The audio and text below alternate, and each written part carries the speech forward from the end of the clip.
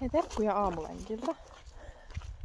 Mä oon tässä miettinyt aina välillä, että miksi mä en tykkää tehdä sisältöä silleen mun töistä reaaliaikaisesti ja miksi mä en esimerkiksi halua tehdä maideita mun työpäivistä tai mikä siinä niinku tuntuu hankalalta. Ja mä mietin, että nyt varsinkin kun mä olin ensimmäistä päivää Tammisaaressa, että mä olisin hirveästi halunnut niinku kertoa sitä, miten oikeasti tyytyväinen mä olin siihen, että miten mun kielitaidon pärjäs. Mä tiesin kyllä, että mä pärjään ruotsilla, mutta se tuli silti vähän yllätyksenä. Se oli ihan positiivinen yllätyksenä. Että miten ongelmatonta se sitä lopulta oli. Mutta en mä halunnut sitäkään kertoa somessa, koska mua aika pelottaa se, että jos joku asiakas onkin ajatellut, että se palvelu oli paskaa siksi, että ei ollut täydellisesti ruotsia puhuvaa eläinlääkäriä tai niinku näki sen jotenkin tosi eri tavalla sen tilanteen. Ja sitten mä miettiä, että onko tää nyt se syy niinku kaikkeen muuhunkin, koska mä välttelen reaaliaikaista sisältöä mun töistä.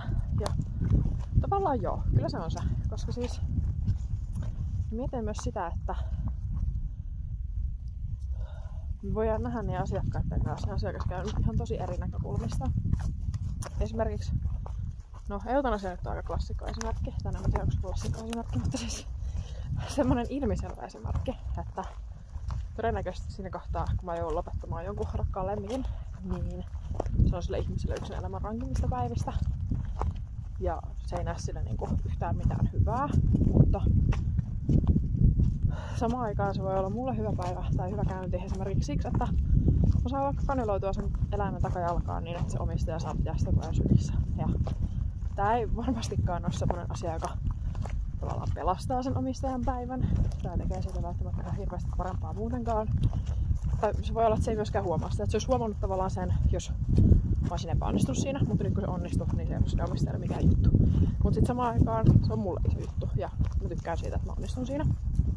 Ja ihan samalla tavalla voi käydä muidenkin käyntien kanssa. Että mä onnistun vaikka diagnosoimaan jonkun jutun, mitä mä en ole aikaisempaa bongannut, tai onnistun tekemään vaikka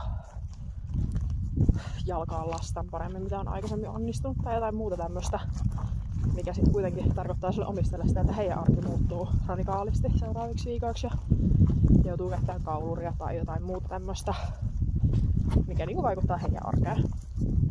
Niin musta tuntuu, että jos mä kerron somessa, että vitsi, mulla oli tosi hyvä työpäivä, että oli niinku pelkkää onnistumista kaikki, niin sit siellä on kuitenkin ne asiakkaat, jotka näkee sen asian ihan eri näkökulmasta, eikä niinku ota sitä silleen hyvällä tai jotenkin ymmärtää sen väärin tavallaan ihan ymmärrettävistäkin syistä. Niin siksi ehkä mä en halua tehdä sitä sillä, että korostaisin sitä, että tämä mun hyvä päivä oli nyt just tänään. Vaan ennemmin niin häivytän sen sinne ja kerron siitä jotenkin silleen abstraktimmin ja aikaan sitomattomammin. Ja sä teet. Hän melkein seisoo, mutta ei seisonutkaan. Niin ennemmin sitten teen sen silleen jotenkin vähän kryptisemmin sen aikataulusuhteen. Ei ollut vesimyyrää siellä. Mut niin. Ja semmoista minä oon tässä miettinyt. En mä tiedä minkä takia mä tämän teille halusin kertoa, mutta kerran vähän kuitenkin. En tiedä herääkö jollekin tästä ajatuksia. Onko se teidän mielestä huono asia, jos näkee asiat? Tai niinku, olisiko se huono asia, jos mä kertoisin, että mulla on tänään hyvä päivä, vaikka mä oon lopettanut semmoinen päivänä jonkun lemmikin. Koska toisaalta tommosetkin asiat on semmosia, että tää olisi hirveän rankkaa tää työ, jos jokainen eutanasia droppaisi ne omat mielialat ihan hirveän alas ja kaikesta tulisi niinku itsellä tosi paha olla. Niin tätä työtä oikein voisi tehdäkään silleen, että en mä nyt sano, että ei ne ikinä tuntuisi yhtään missään. Kyllä aina jossain tuntuu, mutta tiedätkö silleen, että ei sen voi antaa pilata meidän päivään. Valitettavasti, vaikka sille omistajalle niin kamalaa onkin. Mut joo. Semmoista höpötystä. Siis